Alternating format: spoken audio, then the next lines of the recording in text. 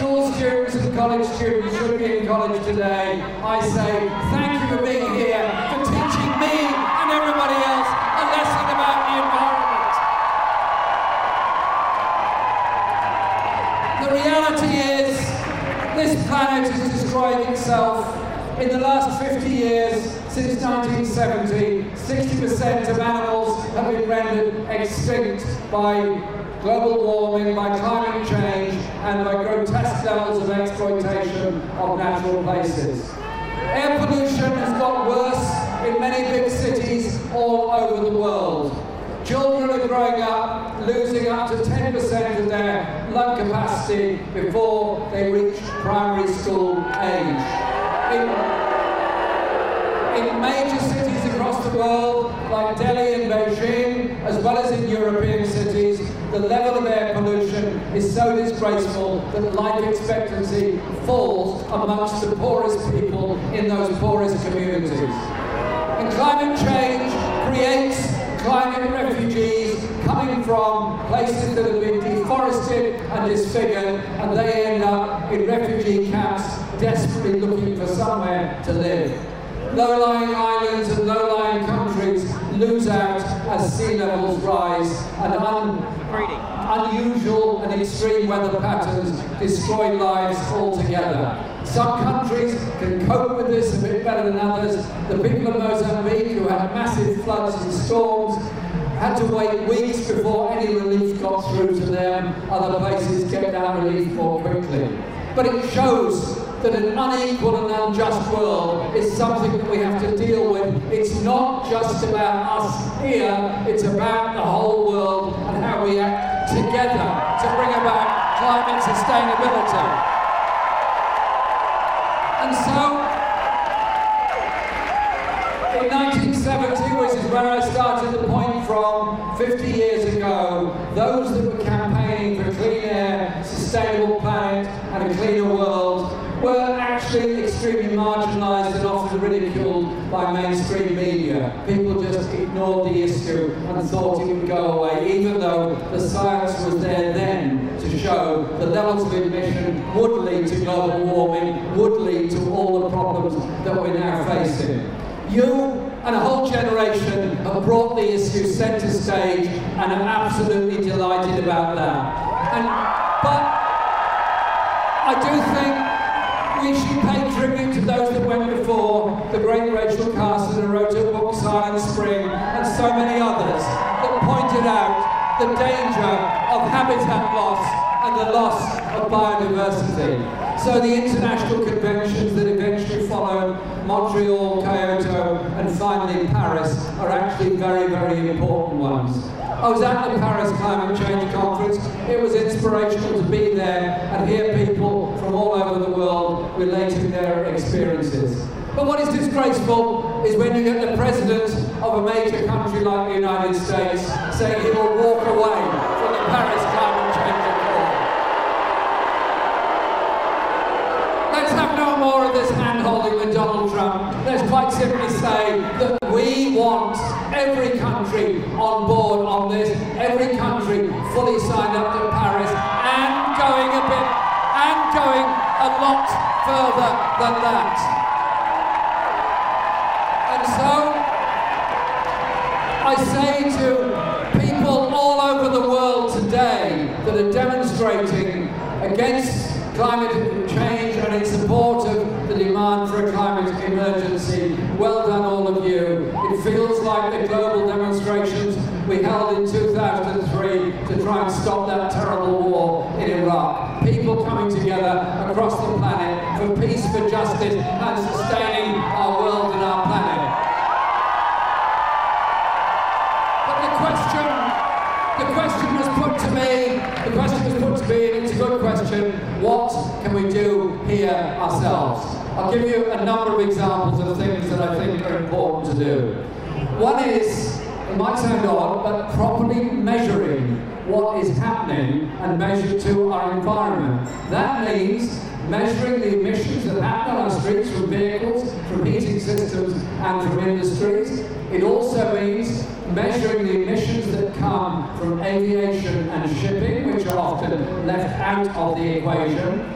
But it also means not putting ourselves in the comfort zone of saying we wouldn't dream of polluting our rivers or our fields or our streets or our communities here, and then turning a blind eye onto the goods that we import from elsewhere and the damage that they are doing to the environment.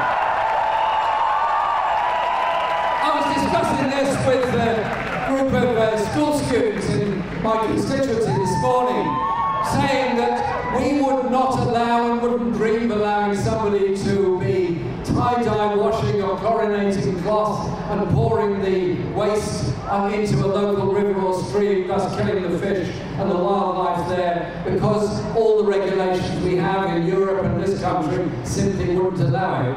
But that also means not allowing goods to be imported where exactly that is happening, to rivers in Africa, Asia or Latin America.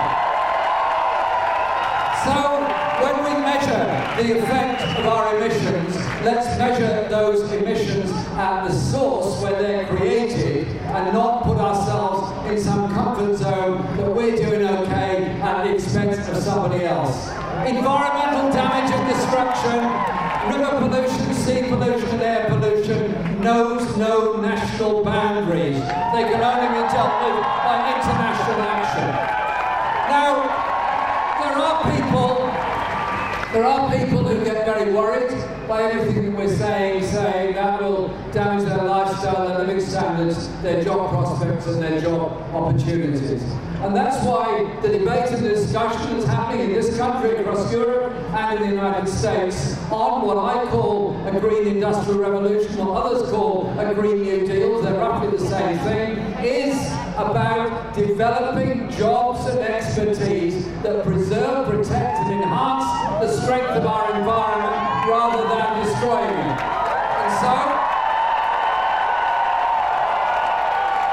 generating electricity from, for example, the Swansea Bay Lagoon, the Mersey Barrage, solar and wind energy is massively important. 5% of our electricity could come from wind off the west coast of Scotland if the interconnector cables and the investment were there to deliver that electricity. So it is about investing in good quality, well-paid, good jobs in green energy generation and green industrial jobs and the sustainability that goes with it. So that green industrial revolution can bring about, I believe, 400,000 decent, good quality jobs. And with that, we also have cleaner air, we have better quality of life, and we deal with many of the health inequalities that exist in this country. Why is it that children growing up alongside a major road here in London, major road in Birmingham, Edinburgh, Glasgow, or wherever, should breathe worse air than perhaps slightly better off children growing up in a leafy suburb? I want every child to grow up breathing clean air. And a food policy and an agricultural policy that recognises there are limits to the levels of exploitation the soil can take. Rewilding is necessary in many places because it improves and increases the biodiversity, which actually also increases the fertility of the agricultural systems that are going on around it. And so our children in schools need to understand the environment as mainstream in their curriculum, need to understand the climate crisis as part of their curriculum. Because if we're to sustain this planet, we've got to get to zero emissions a lot sooner than 2050. We've got to get there. We've got to get there by our actions, and we've got to measure our achievements by measuring all emissions and the effect they have on our lifestyle and on our natural world. I love our natural world, I love our forests, I love our trees, I love our parks, I love our gardens, but we also need to recognise that destroying the rainforests, be it in Brazil or West Africa, for short-term gain, to grow soya crops for a couple of 3 years and leave devastation behind, destroys the global carbon store storage just as much as destroying forest cover would anywhere else in the world. So we say to President Bolsonaro and others, sorry, you're completely wrong on that. We want to work with you to preserve and protect the Amazon rainforest. It can't be right that we are destroying a forest and destroying with it species we have yet to discover or even understand what they are. And so, let's work on that, but also work on what we do in our own environment, our own farming policies, and improving tree cover and sustainability in this country, and creating the jobs we can, the future we can, by the use of technology to preserve and protect the environment. It's not the enemy of the environment, it's the tool we can use to measure what's happening and ensure we reverse the trend. I was proud and pleased on May the 1st to introduce to the Parliament just down the road the concept of the climate emergency that was declared by the British Parliament. I was pleased and proud to do that. But doing that is only the start of a process by which all government policies have got to change and develop, by which we've got to measure what we do now in order to protect and preserve the future.